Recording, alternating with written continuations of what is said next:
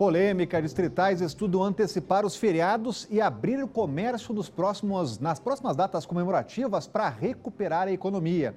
Sob novo comando, a diretoria da TerraCap tem a missão de tocar a construção do primeiro hospital oncológico da capital. Vamos falar aqui de testes rápidos também. Pessoas estão reclamando que não conseguem fazer o exame. E mais, a amamentação e a doação de leite materno não devem ser interrompidas durante a pandemia. Olá, eu sou Rodrigo Orengo e está começando agora o Band Cidade, primeira edição.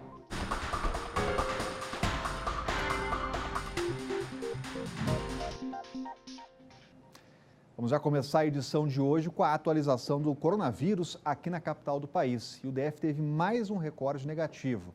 Foram registradas 8 mortes nas últimas 24 horas. E dessas, 4 pessoas moravam no entorno do DF. Agora já são 66 mortes pela doença e 4.618 testes positivos. E 2.357 pessoas estão totalmente recuperadas da doença. A direção de edificações da TerraCap está sob novo comando. A engenheira Virgínia Sanches entrou no lugar de Francisco Ramos e ela assume o órgão com a missão de tocar a construção do primeiro hospital oncológico da capital. Mas antigas obras também entram na lista de tarefas. A reforma das escadas rolantes e elevadores da rodoviária do plano piloto era para ter saído e sido entregue, inclusive, há um mês. O atraso nas reformas e falhas de acessibilidade foram apontadas em relatório do Ministério Público. O relatório foi feito depois de uma vistoria realizada no início deste ano. O documento de 76 páginas, assinado pelo Ministério Público do Distrito Federal, enumera as irregularidades encontradas. Problemas nos elevadores, nas escadas rolantes, falta de integração entre as ciclovias que levam ao terminal, falta de um bicicletário, presença de vendedores ambulantes nas áreas de circulação, a presença de transporte clandestino na parte superior da rodoviária. A TerraCap informou que ainda não foi notificada pelo Ministério Público sobre o relatório, mas antecipou que vai analisar as sugestões propostas no documento. Aqui vale refrescar a memória sobre outra demanda relacionada à rodoviária do plano piloto. O GDF tinha planejado entregar a reforma de todas as 12 escadas do terminal no mês passado. A obra também havia incluído 6 elevadores. Antes da pandemia do coronavírus, o GDF havia planejado entregar parte do serviço até o mês passado. Em dias normais, passam pelo terminal mais de 700 mil pessoas. Agora vamos falar aqui sobre um projeto de lei da Câmara Legislativa que pode entrar na pauta ainda nesta semana. Para a recuperação da economia pós-pandemia, distritais estudam antecipar os feriados e abrir o comércio nas próximas datas comemorativas. A repórter Camila Lopes conta os detalhes. De acordo com o projeto de lei, os feriados que vão cair em dias úteis serão antecipados.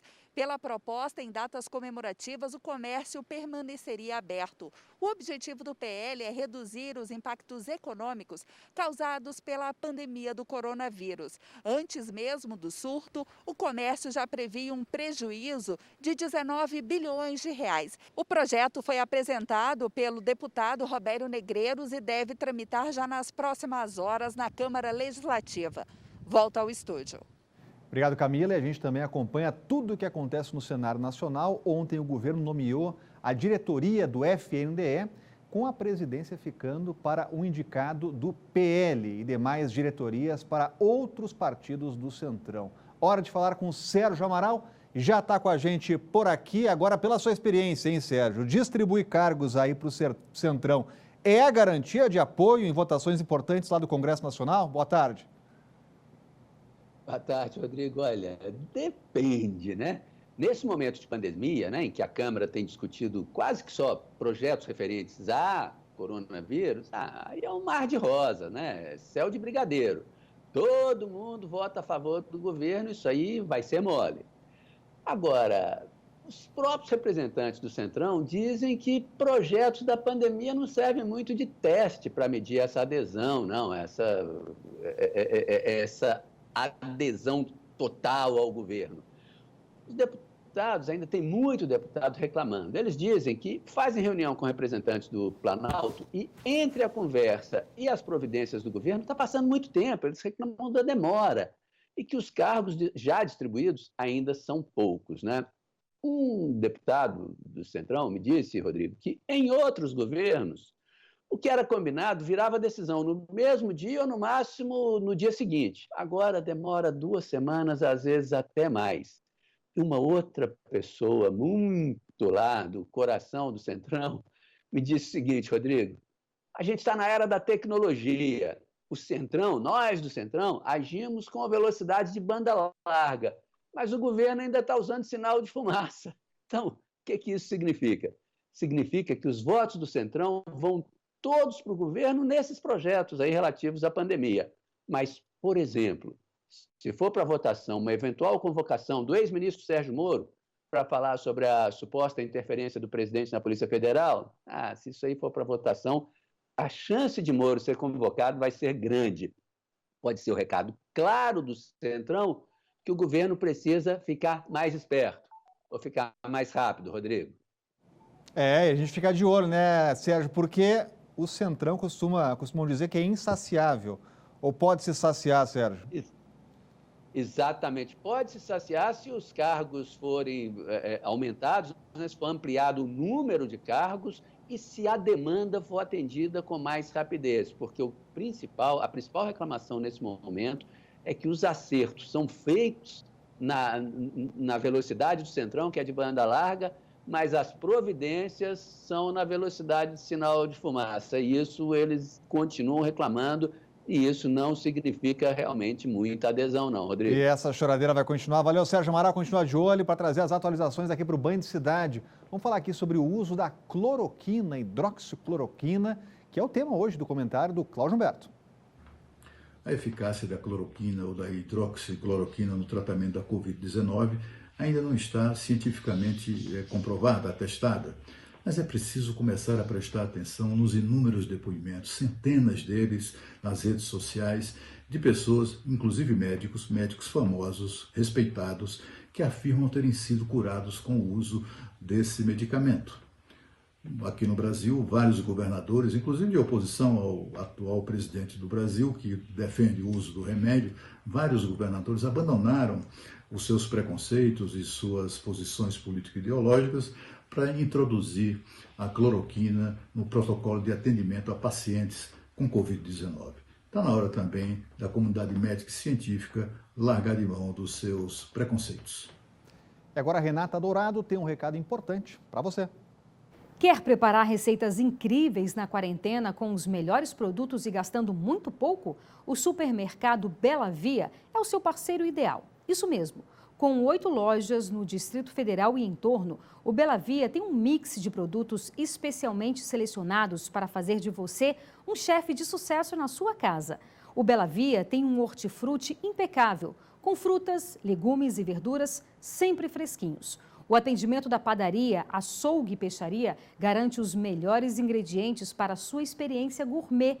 Use a câmera do seu celular para ler esse código ou acesse bit.ly/Belavia na Band para ter acesso às melhores dicas de produtos e ofertas do Bela Via.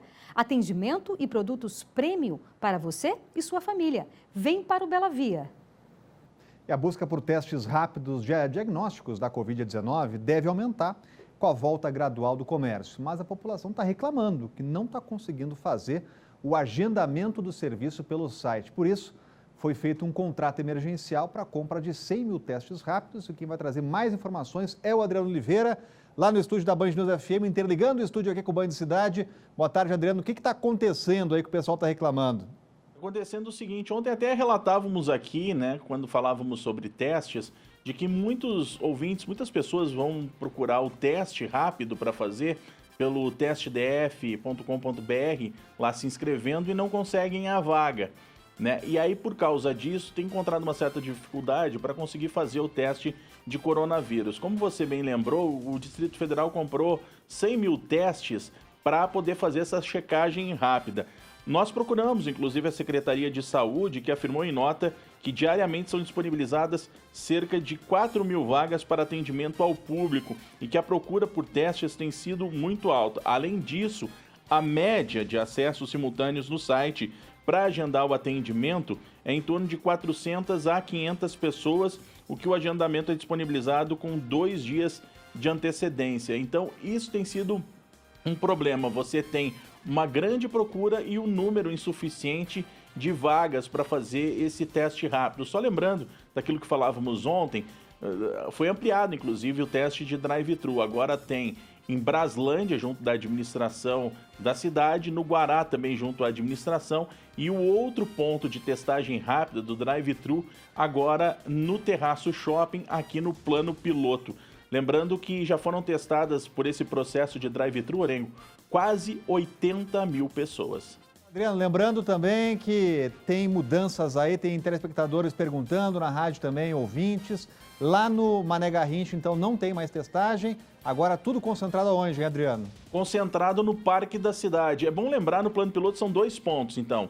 Por exemplo, quem estava indo no Mané Garrincha, ou poderia ir no Mané Garrincha, tiver Asa Sul, Asa Norte, vai para o Parque da Cidade, junto à administração. E quem estiver naquela região do Sudoeste, Cruzeiro Novo, Cruzeiro Velho, pode ir no Terraço Shopping, que tem o drive-thru funcionando. Vamos fazer essa divisão. Valeu, Adriano. Falando lá da Rádio Band News FM. E olha, no próximo bloco a gente fala aqui sobre a doação de leite durante a pandemia da Covid-19. Então não saia daí, a gente volta daqui a pouco.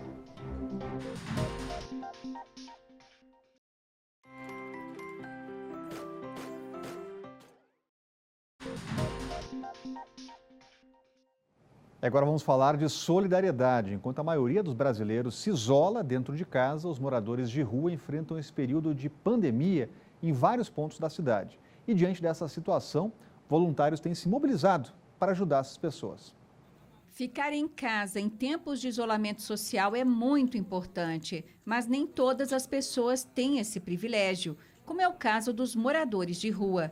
Foi pensando nisso que um grupo de voluntários criou o projeto Semente Social. A ajuda é feita com alimentos, roupas e higiene adequada. O projeto inicia-se agora com a população que está totalmente suscetível ao vírus, ao coronavírus, que é a população em situação de rua. Que a gente pensa como se isolar sem moradia e como ter cuidados básicos, mínimos de saúde, sem higienização, sem informação e sem alimentação. O nosso projeto ele é composto por 10 pessoas, todas elas voluntárias. E dentre essas pessoas nós temos assistentes sociais, psicólogos, artistas da própria companhia de teatro, e entre outras pessoas. A iniciativa ajuda a população de rua das cidades do Gama, Santa Maria e também do entorno do DF. Segundo dados da Secretaria de Desenvolvimento Social, o Distrito Federal possui hoje cerca de 1.900 pessoas em situação de rua, número que vem aumentando muito com o início da pandemia. Para continuar ajudando essas pessoas que são mais vulneráveis à Covid-19, o projeto precisa de doações. Nós estamos todas as terças, sextas e finais de semana, a partir das 19 horas no Espaço Semente, arrecadando as doações. E é nesse ponto que nós precisamos da ajuda de vocês. Vocês podem nos auxiliar doando itens de higiene pessoal, doando itens de vestuário e doando itens como alimentos. Em momentos como esse, a solidariedade não pode entrar em quarentena. E são várias pessoas que estão fazendo algum trabalho nesse sentido. E quem quiser se juntar a essa corrente do bem, pode entrar em contato no número 98426-1709, está aí na sua tela. E eles também estão no Instagram. Então, acesse lá, Semente Cidade. Aliás, vamos botar aqui, ó, já está aparecendo para você aqui. Semente CIA de Teatro, que é a companhia de teatro ali, a abreviatura, já está na sua cela, é só acessar lá. E agora, Renato Dourado tem mais um recado para você. Eu quero falar agora de uma coisa boa para todo mundo que está em casa, o TeleSUS. O Ministério da Saúde quer saber como você está. Por isso, lançou o TeleSUS para você poder se consultar sem sair de casa. Ele ajuda no diagnóstico do coronavírus e também orienta na sua prevenção. Você pode acessar o TeleSUS baixando o aplicativo Coronavírus-SUS. Tem também o chat online, que você acessa aqui, saude.gov.br/coronavírus. Se preferir o WhatsApp, adicione 61 9938 0031. Ou ligue de graça para o Disque Saúde no 136. E o Disque Saúde também pode entrar em contato com você.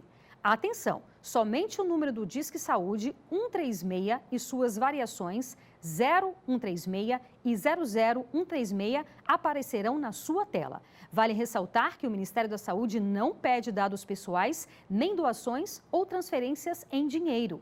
Telesus, consulta sem sair de casa.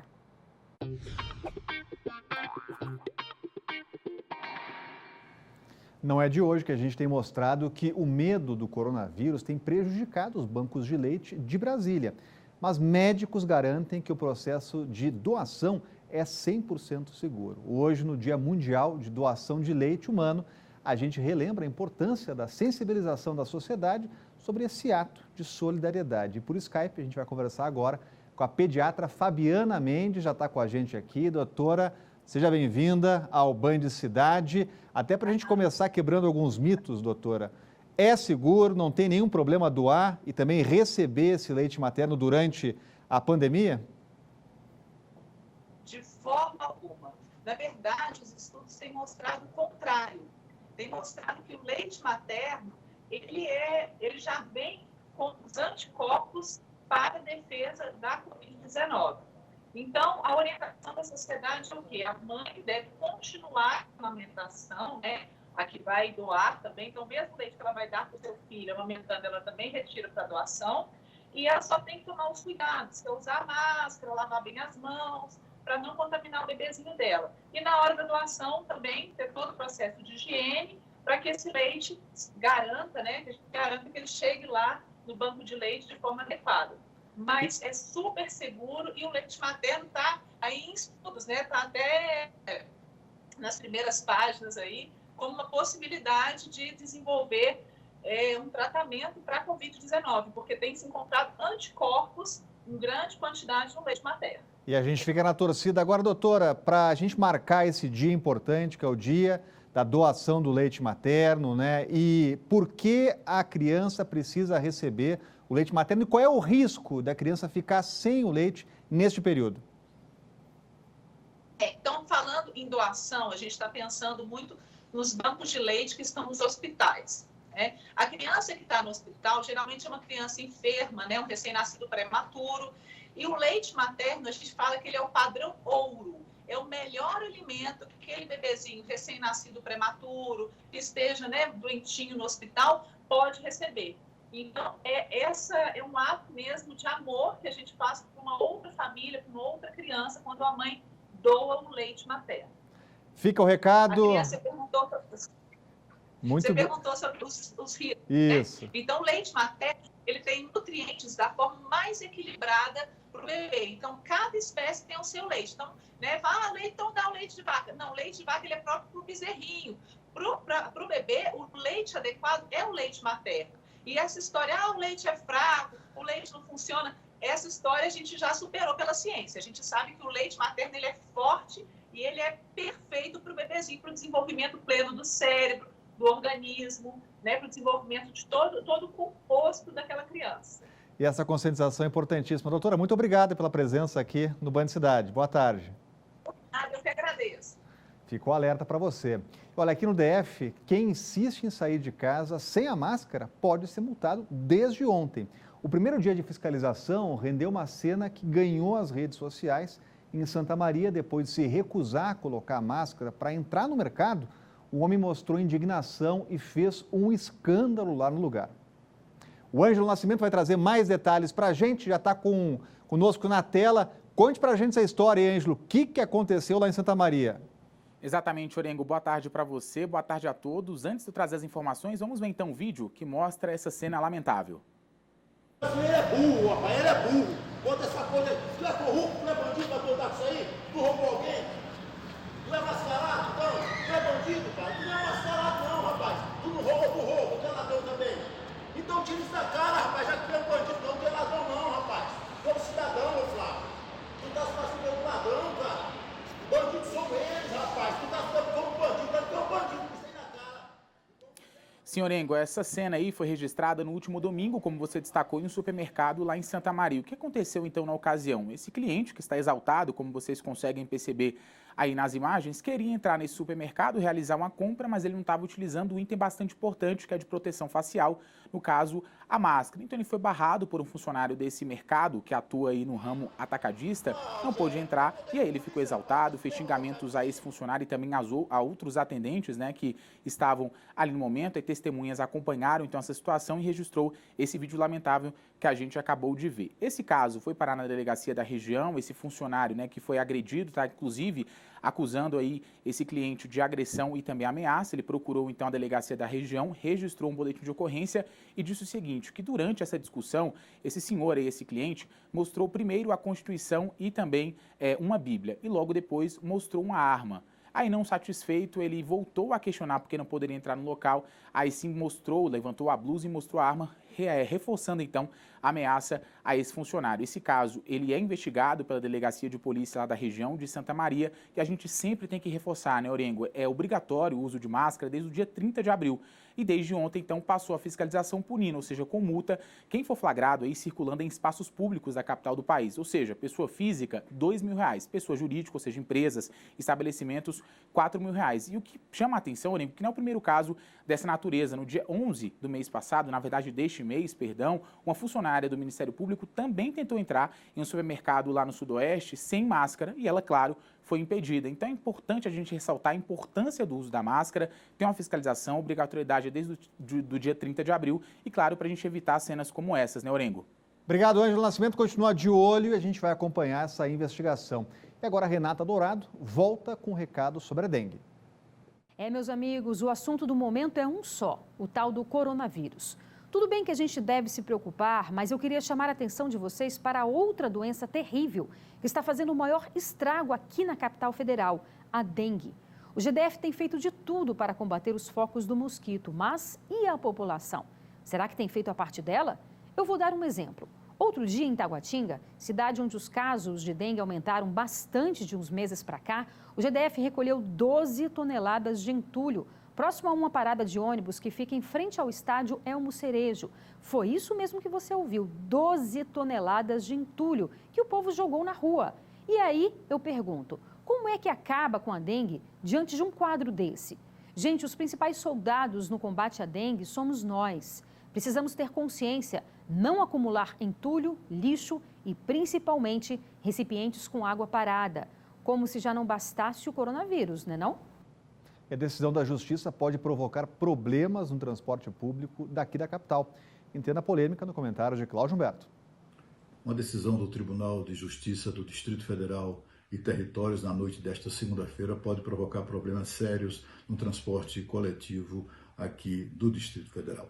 O fato é que essa decisão proíbe o GDF, através da Secretaria de Mobilidade, de realizar um auxílio emergencial para que as empresas de ônibus possam manter as tarifas nos níveis atuais e manter, sobretudo, a oferta de ônibus em circulação, de modo a não favorecer a lotação ou a superlotação de alguns desses ônibus. Isso, em tempo de pandemia, é importantíssimo. Mas, com essa decisão do GDF, a primeira coisa que vai acontecer é a redução da frota e provavelmente a alteração na tarifa.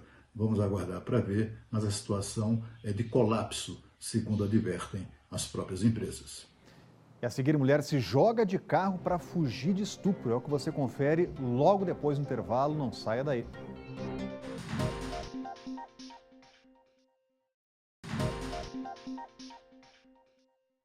Uma mulher pulou de um carro em movimento depois de perceber que seria violentada por um homem. Sara Teixeira aguardava um ônibus numa parada que fica na quadra 21 do Paranoá. Ela disse à polícia que, por causa da demora do ônibus, resolveu aceitar a carona de um motorista pirata. A mulher chegou a estranhar o fato de o homem não pegar outros passageiros. Próximo à barragem do Paranoá, o homem mudou o caminho e, assustada, Sara pulou do carro. Por causa da queda, ela ficou com braços e pernas machucados. A gente está vendo aí.